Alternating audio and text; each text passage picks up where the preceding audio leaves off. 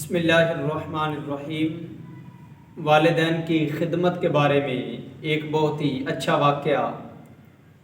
ایک شخص تھا، اس کے 4 بیٹے تھے۔ ایک بیٹے نے دوسرے 3 بیٹوں کو بلایا اور بلا کر کے ان سے مشورہ کیا اور کہا کہ آپ ایسا کریں، آپ 3 یا تو والد کی وراثت کو لے لیں یا پھر والد کی خدمت کر لیں، ایک کام کر لیں۔ آپ کو پتہ ہے والد ہمارے بیمار ہیں، ان کی طبیعت ناساز ہے۔ اگر آپ والد کی خدمت کرتے ہیں تو پھر آپ کو وراثت نہیں ملے گی۔ اگر آپ وراثت لیتے ہیں تو پھر میں والد کی خدمت کر لیتا ہوں، میں وراثت سے حصہ نہیں لوں گا۔ اب جو 3 تھے انہوں نے کہا کہ آپ والد کی خدمت کریں، ہم وہ وراثت، والد کی وراثت تقسیم آپس میں کر لیتے ہیں۔ اب بیٹے نے کہا کہ ٹھیک ہے۔ اب بیٹا ایک اپنے والد کی خدمت کرنے لگا، تینوں نے اپنے والد کی وراثت کو تقسیم کر لیا۔ اب بیٹا خدمت کرتا رہا، کچھ دن گزرے یا کچھ مہینے گزرے، والد کا انتقال ہو گیا۔ جب انتقال ہوا، ایک دن گزرا تو رات جب ہوئی، رات کو اس کو خواب آیا۔ خواب میں کسی نے آ کر آواز دی، ندا دی کہ فلاں جگہ 100 دینار پڑے ہیں، وہ آپ اٹھا لیں۔ تو اس نے سوال کیا، کیا ان 100 دیناروں میں برکت ہے؟ جواب آیا کہ ان میں برکت نہیں ہے۔ آپ نے فرمایا کہ مجھے ایسے پیسے، ایسے دینار نہیں چاہیے۔ دوسرے دن پھر رات کو سویا، خواب آیا۔ خواب میں کیا دیکھتا ہے کہ 10 دینار ہیں۔ آواز آتی ہے کہ 10 دینار اٹھا سکتے ہیں، لیکن آپ نے پھر وہی سوال کیا، کیا ان میں برکت ہے؟ جواب ملا کہ ان میں برکت نہیں ہے۔ جب صبح ہوئی، آپ نے وہ واقعہ اپنی زوجہ کو سنایا کہ اس طرح مجھے خواب آیا تھا۔ خواب میں مجھے ایک دن 100 دینار دکھائے گئے، دوسرے دن 10 دینار دکھائے گئے۔ تو زوجہ نے کہا کہ آپ وہ اٹھا لیتے، آپ نے پہلے باپ کی وراثت کو چھوڑ دیا، آپ 100 دیناروں کو چھوڑ دیا، پھر 10 دیناروں کو چھوڑ دیا۔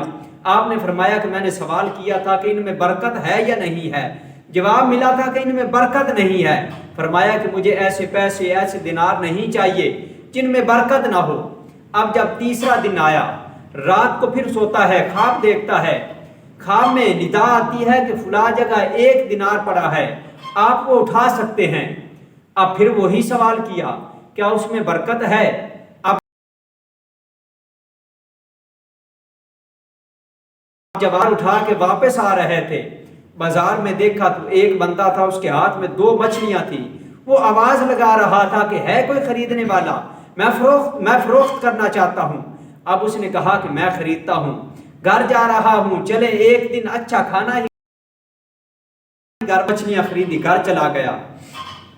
جب مچھلیاں پیٹ چاک کیا، ایک کا پیٹ چاک کیا تو اس کے اندر سے ایک ہیرا نکلا۔ جب دوسری کا پیٹ چاک کیا تو اس کے پیٹ سے 2 ہیرے نکلے۔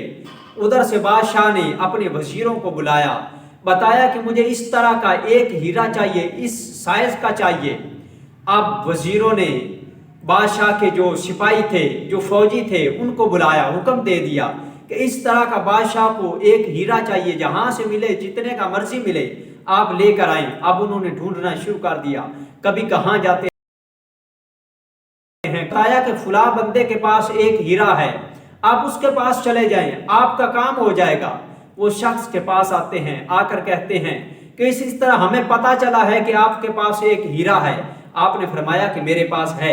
انہوں نے کہا کہ بادشاہ نے منگایا ہے اور اس کے بدلے آپ کو اچھی قیمت مل جائے گی۔ اس نے کہا ٹھیک ہے، لے جائیں۔ وہ بادشاہ کے پاس لے کر آتے ہیں۔ بادشاہ ساز و سامان کے دے دیتا ہے، مال و دولت کے دے دیتا ہے، خزانے کے دے دیتا ہے۔